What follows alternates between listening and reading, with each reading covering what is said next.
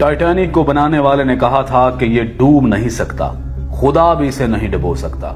फिर ऐसा हुआ कि पहले ही समुद्री सफर के दौरान वो ऐसा डूबा कि आज तक निशाने इबरत है और उसको देखने वाले जो भी जाते हैं वो भी बड़ी मुश्किल से बच पाते हैं। आज से ठीक 111 साल कबल टाइटैनिक एक अंधेरी रात में एक बर्फानी तोदे यानी आइसबर्ग से टकरा गया था। उस वक्त जहाज पर सवार ज्यादातर अफराद नींद की आगोश में थे। हादसे के वक्त टाइटैनिक 41 किलोमीटर फी घंटा की रफ्तार से इंग्लैंड के शहर साउथहैम्पटन से अमेरिका के शहर न्यूयॉर्क की तरफ जा रहा था और सिर्फ 3 घंटे के अंदर 14 और 15 अप्रैल 1912 की दरमियानी रात टाइटैनिक बहरे ओकेयानूस में डूब गया। वो जहाज जिसके बारे में कहा जाता था कि वो कभी नहीं डूबेगा, न सिर्फ चंद घंटों में समंदर में गर्क हो गया बल्कि इस हादसे में 1500 के करीब अफराद भी हलाक हुए।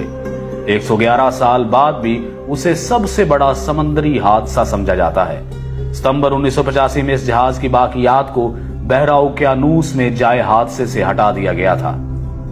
हादसे के बाद यह बहरी जहाज कनाडा से 650 किलोमीटर के फासले पर 3843 मीटर की गहराई में 2 हिस्सों में बट गया और दोनों हिस्से एक दूसरे से 800 मीटर के फासले पर पड़े थे।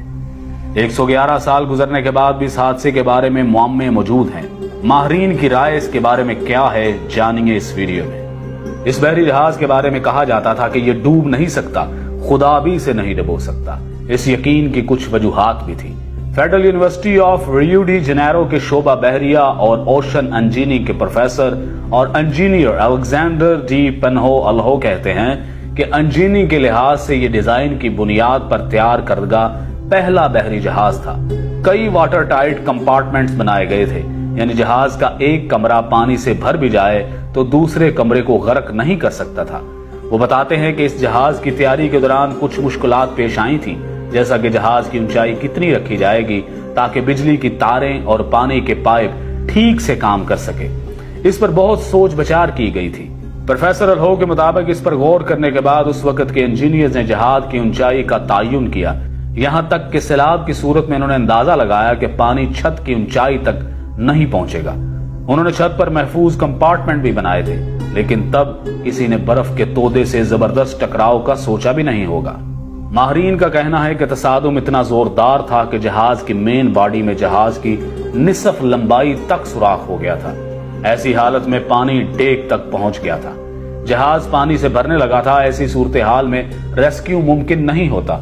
आप पानी को निकालने के लिए जहाज में मौजूद तमाम पंप्स चालू कर सकते हैं, आप सब कुछ आजमा सकते हैं, लेकिन जिस रफ्तार से पानी अंदर आ रहा होता है उसी रफ्तार से उसे वापस बाहर नहीं फेंका जा सकता।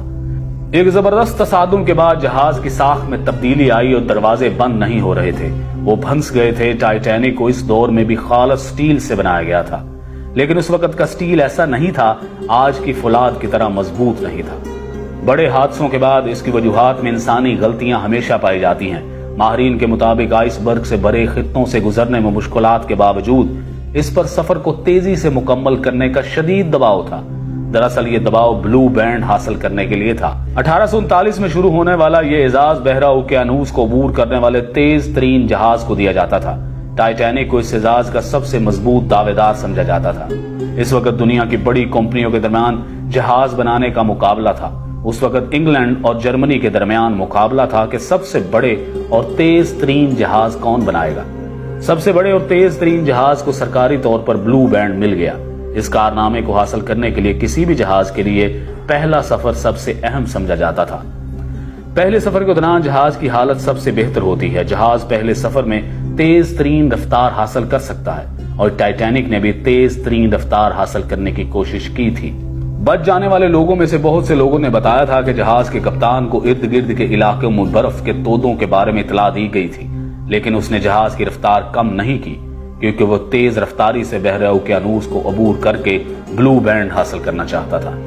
लेकिन यही तेज रफ्तारी और गरूर और तकब्बुर और खुदा को चैलेंज इस जहाज को डुबोने का सबब बने। टाइटैनिक हादसे में 1500 के करीब अफराद हलाक हुए, जिसके बाद समंदरी जहाजों के हिफाजती निजाम को बेहतर बनाने की कोशिशें शुरू कर दी गईं। इस हादसे के बाद समंदरी जहाजों की हिफाजत के लिए रडार जैसे आलात की तैयारी शुरू की गई। टाइटैनिक के हादसे में बहुत से लोग इसलिए मारे गए कि उनके पास लाइफ बोट्स नहीं थी, और टाइटैनिक में लाइफ बोट्स इसलिए भी कम थी क्योंकि उनका दावा था कि ये जहाज कभी नहीं डूब सकता। इस यकीन की वजह से जहाज में सिर्फ आधी लाइफ बोट्स रखी गई थी। यह हादसा समुद्री जहाजों की हिफाजत के हवाले से एक अहम संग-मील साबित हुआ। समुद्री जहाजों की हिफाजत के लिए इदारा जाती फ्रेमवर्क बनाया गया। तामीर के दौरान हिफाजती पैरामीटर्स का ख्याल रखा गया। उसे मुसलसल बेहतर बनाने के मंसूबे पर काम किया गया। आज के दौर में रडार बर्फ के तोदों को बहुत पहले पता लगा लेते हैं।